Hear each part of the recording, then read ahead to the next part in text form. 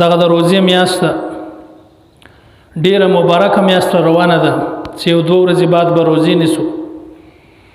نبی علیہ السلام به د دې میاشت لپاره 2 میاشتې مخکې تیاری کوله. یعنی نبی علیہ السلام به دا دعا غوښتله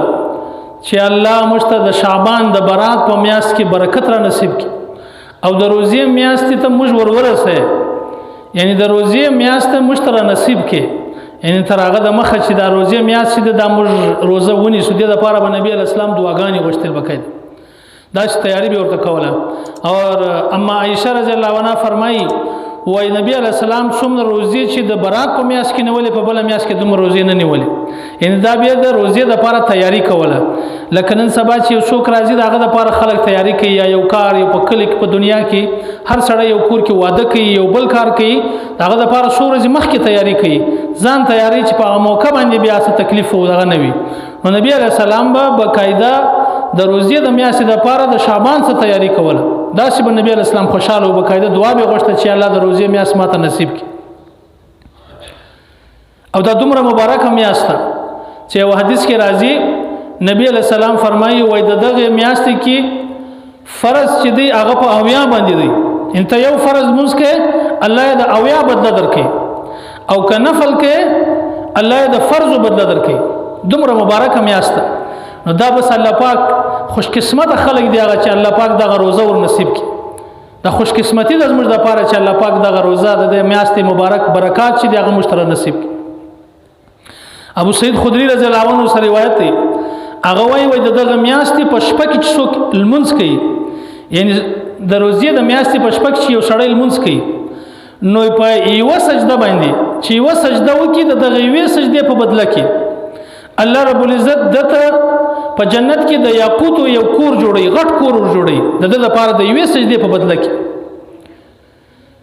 او د هغه کور به وي 70,000 دروازې وي، 70,000 دروازې به دغه یو کور دومره غټ کور وي. او د هرې دروازې سره به په هر دروازه باندې به د سونی یو محل الله پاک ورته جوړ کړي. مثال دا سوچي دا سړی د لپاره به 70,000 محل الله پاک جوړي د یوې سجدې په بدله کې. یو سجده صرف دی کوي. او بیا چې دی د شپې بیا چې دی 2 رکعات لمونځ کوي د دغه په بدله کې به الله رب العزت په جنت کې د لپاره دومره غټه درخت لګي چې 1500 کال یو عربي اس چې دغه سفر کوي دغه سایه باندې ختم. دومره غټه درخت د لپاره لګي د 2 رکعات نفل په بدله کې. دا داسې مبارکه میاشت دومره د برکات والا میاشت چې الله پاک دغه مشتره نصیب کړي او په دې سړی روزي ونیسي، په دې سړی نوافل وکړي، ذکر تلاوت وکړي، داسې قیمتي انعامونه الله پاک ورته شي. او یو حدیث کې راځي وای کوم چې د روزي میاشت را ورسیږي الله رب العزت فرشتو ته دا حکم کوي چې دا جنت کې خوشبوياني ولګوي، شایسته کې جنت، یعنی دومره زیات خوشبوياني په جنت کې ولګي چې جنت ډیر معطر سي، هر خواته د خوشبويانو خوشبو وي. او بیا ورته وایي چې تاسو د مؤمنانو د پاره د ایمان والا خلک چې کوم دي داغو د پاره د جنت ټول دروازې خلاص کړي، چې د ایمان والا د جنت ته داخلي شي ټول دروازې ورته خلاص کړي. یعنی دا چې د جنت شایسته کوي وای لکه څنګه چې ناوې د زوم د پاره شایسته کوي. زموږ په دنیا کې ناوې چې هغه د زوم د پاره څومره شایسته کوي څومره خرچې باندې کوي، دا چې وای د جنت د مؤمن د پاره الله پاک د روزي په میاشت کې دومره شایسته کوي، دا سي آراسته کې ورته دا سي خوشبياني پکې ولګي. نو دا ډیره مبارکه میاشت چې د لپاره بقاعده خوشاليانه جوړیږي. خو الله دې موږ معاف کړي زموږ د لپاره چې د روزې نوم واخوي بیا روزه رااله هلي دا کار وکي روزه را روانه، یعنی یو قسم الله مو دې معاف کړي بوج محسوسو،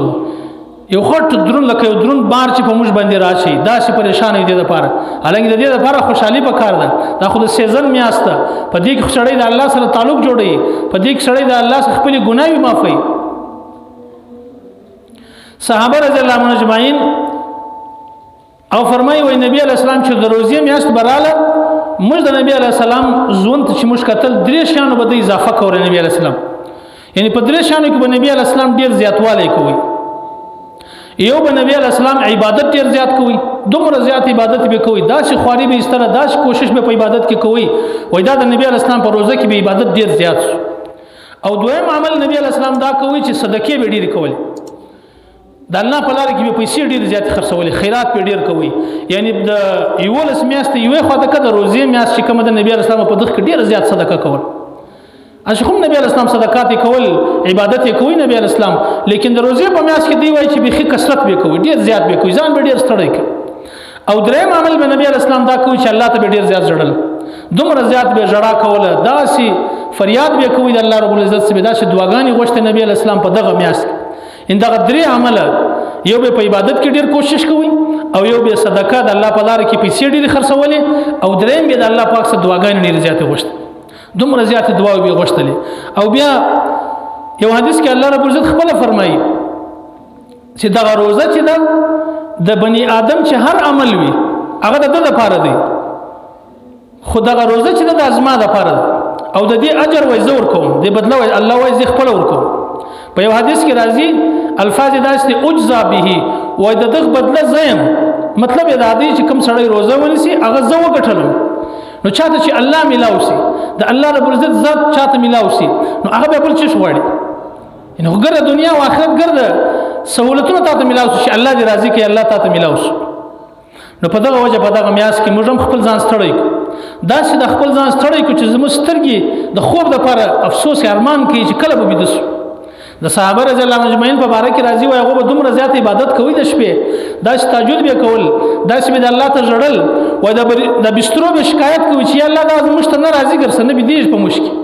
بسترو به شکایت کوي چې دا صحابه ګرځ شپه د ورځې جهاد کوي او د دین مهنت کوي او د شپې بیا په تهجد باندې ولاړ زاري کوي ګرځه مشته راځي نه په مشکل خوب نه کوي د بسترو به شکایت کوي او الله دې ماف کړي زموږ بسترې به دا شکایت کوي یا الله دا پورته کیږي نه ګرځي کله ورځ پراته دی ورور نه یو کار یو کسب نه تلاوت نه یو نه د منځ ټیم بس یو مخ پراته دی اوس خو به بل مصیبت هم رالی موبایل هم رالی پکې جان دی او په دې کې نت دی او فیسبوک او دا شان دا خو به بيخي ګرځي د بسترې موږ جوړ کړ ان زموږ بسترې به دا شکایت کوي چې الله دا ګرځي پورته کیږي نه صحابه بسترو دا شکایت کوي دا مشترازي نه دا ارمان چې دی راس زموږ ولا به دا ارمان چې دی ولاړ سي راس غایب سره سوج د بستر خالق دغه چې دی د زموږ الټه ژوندۍ روان د زموږ روزه راځي موږ پریشان شو چې اوس به څه کوو په دې باندې موږ پریشانی سره مخامخ شو چې دا خو نو روزه دا وببني دا به ډېر پریشان شو موږ په دې باندې د ایمان د کمزوري علامت دی مؤمن خو باید چې دې لپاره خوشاله وي او بیا دویمه خبره د سیزن میاشت دا په کاروباریان خلکو ته تیل دي چې دا روزه راشي او د اختر سیزن چې راشي نو دوی دومره کوشش کوي د کور ګرد کوشنیان بازار ته بیا یوسه ګور کوشنیان په دکان کې په دروازه کې درولې بلې په روټ کې درولې بلې په کاونټر ولا سره درولې بس دوی دا کوشش کوي چې څومره زیاته ګټه موږ په داسې سیزن کې وکړو ان په دې سیزن کې موږ ډیره ګټه ملاوي ډیره پیسې موږ جمع کړو مال می سره وړي دي ګرد وباسو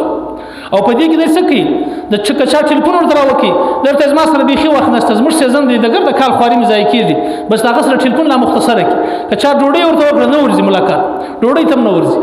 ولې د خپل دغه ته ګوري خوب چې دی هغه دی په کې مخکې لس غنټې کوي او 6 غنټې کوي ګرد شپه لګیای ګرد ورځ لګیای بس سوچ او فکر دی د بچانو سره ملاقات نه کوي ولې خو سیزن دی ډوډۍ به مخکې په 12 بجې خوړل اوس غله وخوري کله په 3 بجې باندې خوري کله مازه به ډوډۍ خوري ګرا کو ترس بیا پریږدي بس لایک او ډوډۍ څخه ډوډۍ خو بیا مخنه سیزن میځای کیږي هر دکاندار هر دغه ولاج دغه دا کوشش کوي نو دغه سي د ایمان ولا لپاره خدای نه دی پکار چې هغه د روزي میاس راس یو د دنیا په دغه کې ځان مصروف کړي بلکې الله رب العزت وایي د روزي میاس ماده دي لپاره کړی د ستې لپاره چې د یو لس میاس تی په خپل کارو کې لګیاس یو لس میاس تی خپل کارونه کوي نو هغه زما سره چې د ستې کم تعلق او ربط هغه ډیر کمزور دی ولې خدای پیسې سره اړوي ګرځي ورس په پیسو کې اخته یاس نو اغزما او ستې تعلق چې هغه ختم شي د روزي میاس ما په دې باندې د درکړې د چې بدی کې تی ماته متوجي سي او زما او ستې تعلق برابر شي دا میاس تی ماته راکې دا یو لس میاس تی خپل کار کوي اوس دا یو میاس د ماته راکې زما سره تعلق جوړ کړي د روزي میاس د دې لپاره او موږ د سره بار استعمالو موږ بیا په نور شانو کې استعمال خپل سیزن د دنیا سیزن کې موږ استعمالو خپل او په موبایل او په فیسبوک او په دغه شانو باندې موږ روزه تیرو الله مو دې معاف کړي اوس خدای روزه داسې تیری چې بس په موبایل را سره دې روزه خو هیڅ مشکل هم نه ده دا چې د خپل وخت ضایع کوي دومره غټ نقصان کوي او شیطان دلته غټه فائدہ درڅخه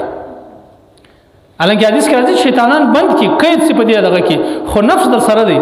نو دوی چې په هر ځوان هر سړی چې دا کوشش وکړي چې دغه میاس ما د سیزن میاس ده په دې کې به تلاوت کوم او ځړم په دې کې ډېر نرمي په دې کې به تلاوت کوم ذکرونه به کوم صدقې به کوم د نبی اسلام چې کوم معمولات هغه به کوم الله ته بزاریان کوم دعاګانې مغفرت دعاګانې به الله سره غواړم نو باید په دې باندې موږ ډېر کوشش او بل چې دی زموږ مشرانو دغه میاس څنګه تیروله ان زموږ کوم اکابرین اسلاف تیر سوي دي دا غو ځوان مشته مخ راسي چې هغه څنګه ځوان تیروي امام ابو حنیفه رحم الله امام اعظم چې ورته وایي دا چې مش په مذهب باندې یو داغه په باره کې راځي وایي د په روزه کې درش په قرآن ختمول درش په قرآن 63 قرآن ختمول یعنی سړی سوچي چې څومره غټ تلاوت دې سړی کوي یو قرآن به د شپې ختموي یو به د ورځې ختموي او درې قرآن په تراویح کې اوریدل نو دا د امام ابو حنیفه رحم الله دا معمولات